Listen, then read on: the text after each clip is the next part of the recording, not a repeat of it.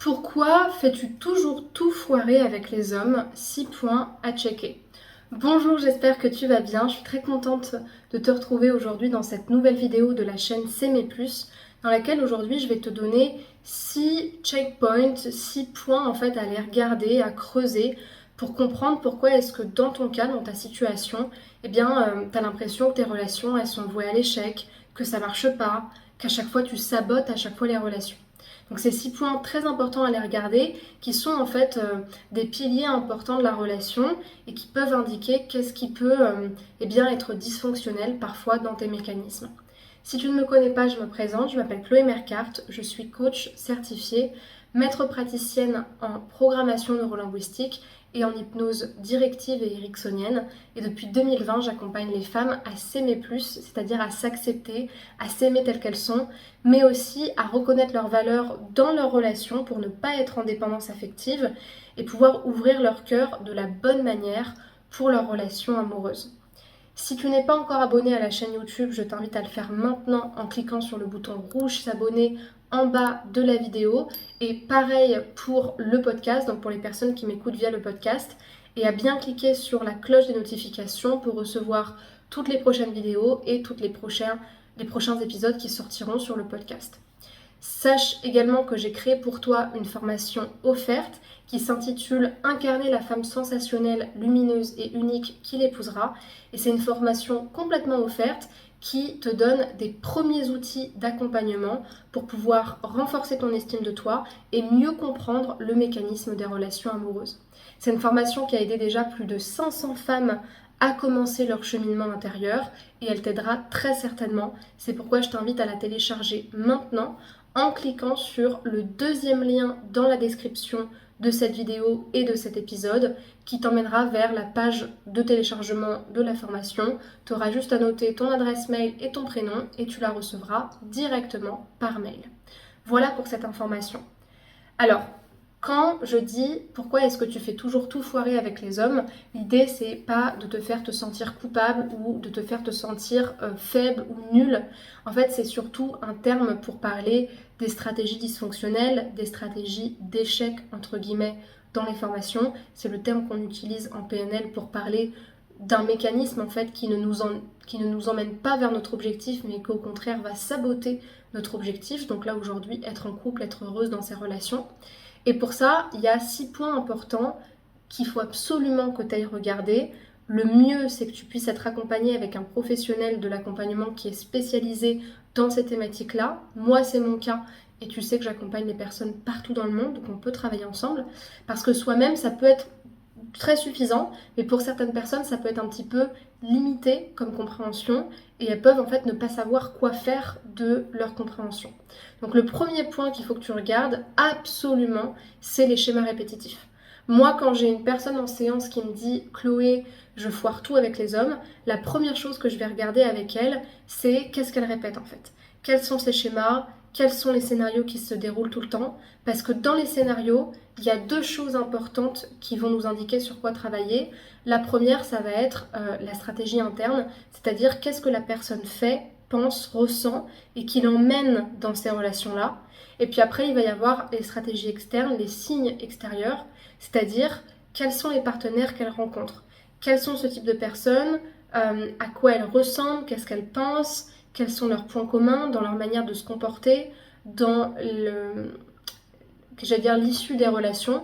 Ça va nous donner une indication sur les profils de personnes qui sont choisis consciemment ou inconsciemment par cette personne-là. Et ça va te donner des indications sur tes croyances, tes comportements, éventuellement les scénarios en fait que tu justifies et les liens que ça peut avoir avec le transgénérationnel. Par exemple, une personne qui va répéter le même type de relation que sa mère ou de sa grand-mère, ou qui va quelque part fonctionner de la même manière que l'avait prédit sa mère au sujet de ses relations, ça peut être une forme de répétition, de loyauté à la parole familiale, et c'est intéressant d'aller travailler sur ça, d'autant plus qu'en PNL, il y a des outils très précis pour en fait déprogrammer les schémas et les reprogrammer. C'est notamment l'outil du repatterning dont je vous parle assez souvent, du repatterning et du reimprinting. en vidéo, je vous en parle assez souvent, un protocole où on va déprogrammer les schémas et pour pouvoir pouvoir les reprogrammer. Deuxièmement, ce qui me semble intéressant, c'est justement d'aller regarder ta manière de communiquer avec ces hommes-là.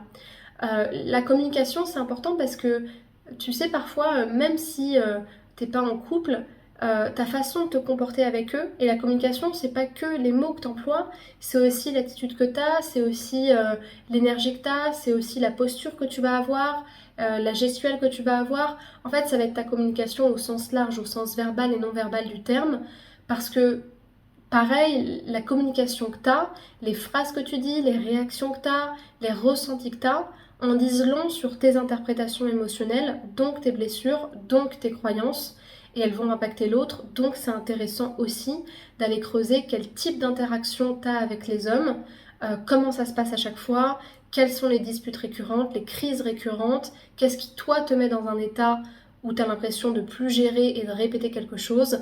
Là aussi, ça va nous donner d'énormes indications sur tes pensées. Je rappelle quand même que la programmation neurolinguistique, c'est quand même l'étude de la personne à travers ses mots, à travers ses représentations et le travail sur ces représentations. Troisième pilier hyper important, évidemment, l'estime de soi et la confiance en soi, parce que non pas qu'on ne peut être aimé que si on a une confiance en soi importante, pas du tout, mais la confiance en soi et l'estime de soi, ça va en fait t'accorder, ça va expliquer ta posture dans les relations. Et une personne qui est dépendante affective, c'est une personne qui a une estime d'elle-même qui est faible. C'est une personne qui va se soumettre à l'autre, qui va se dévaloriser, qui ne va pas poser ses limites.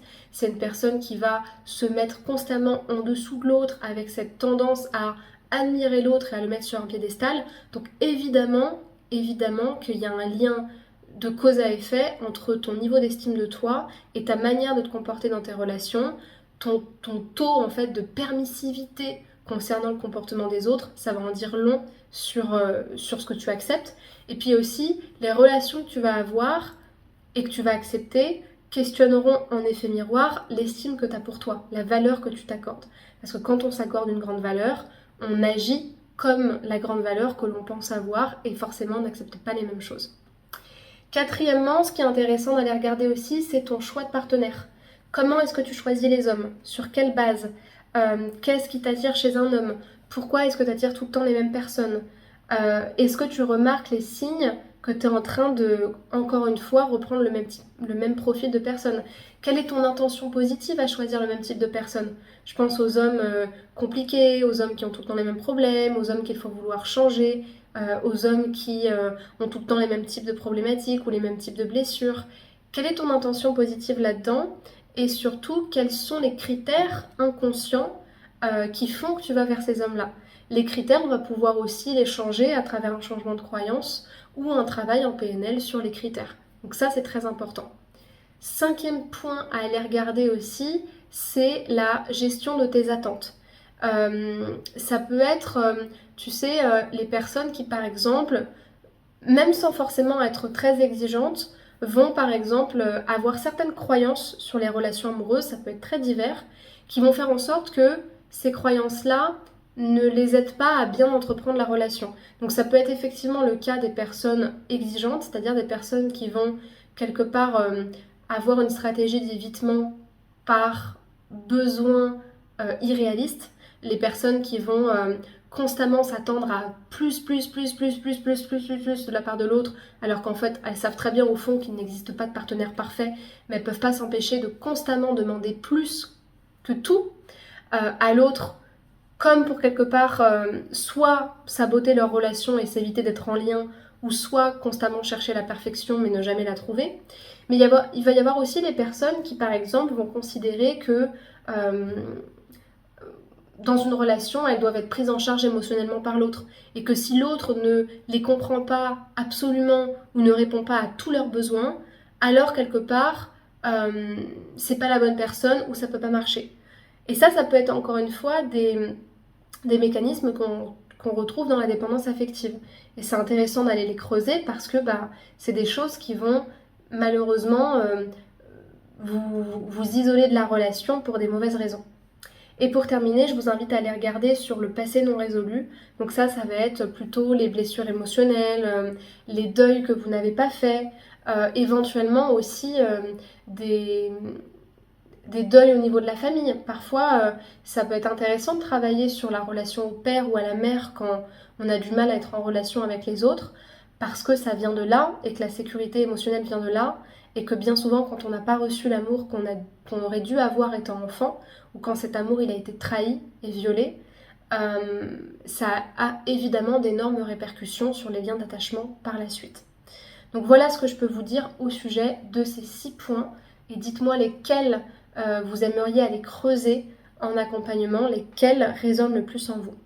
Sachez que le 13 septembre à 19h, le vendredi 13 septembre à 19h, il y aura un excellent webinaire, le webinaire le plus unique et le plus important de votre année 2024, parce que c'est un webinaire dans lequel vous allez apprendre comment devenir une femme qui s'aime plus, tous les piliers qui font d'elle une femme qui s'aime, mais aussi ça va être une expérience de groupe, une expérience en fait de sororité féminine, de cercle féminin, dans laquelle vous allez justement expérimenter ce qu'est un groupe thérapeutique, et ça va vous être énormément utile. Et ce webinaire, il est totalement offert. Donc pour pouvoir l'intégrer, je vous invite à cliquer sur le premier lien dans la description de cette vidéo pour pouvoir justement vous y inscrire gratuitement et recevoir par mail le lien d'accès Zoom sur lequel cliquer le jour J. Pour les personnes qui sont intéressées par un coaching individuel, comme d'habitude, vous pouvez réserver un appel de coaching offert avec moi de 30 minutes dans lequel on va prendre contact ensemble pour savoir quels sont vos besoins, quelle est votre histoire, qu'est-ce que vous voulez travailler, que je vous explique comment est-ce que je travaille et quelle est la prochaine étape pour faire un coaching. Et pour ce faire, vous avez le deuxième lien dans la description de la vidéo pour pouvoir réserver cet appel offert avec moi directement.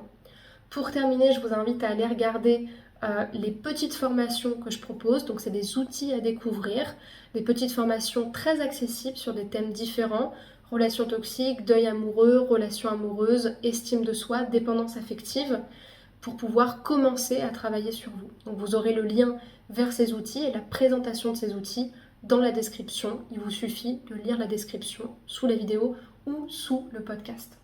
Et pour terminer, je vous invite à me rejoindre sur les réseaux sociaux, donc Instagram, YouTube, Facebook, TikTok, Spotify, pour rejoindre toutes mes vidéos, mes lives, mes stories, mes posts, absolument tout, et être tenu informé des dernières actualités de S'aimer plus, d'autant plus qu'il y en aura beaucoup d'ici la fin de l'année. Je vous embrasse, je vous souhaite une très bonne fin de journée, prenez soin de vous, et j'espère vous voir au webinaire du 13 septembre à 19h. Au revoir et prenez soin de vous.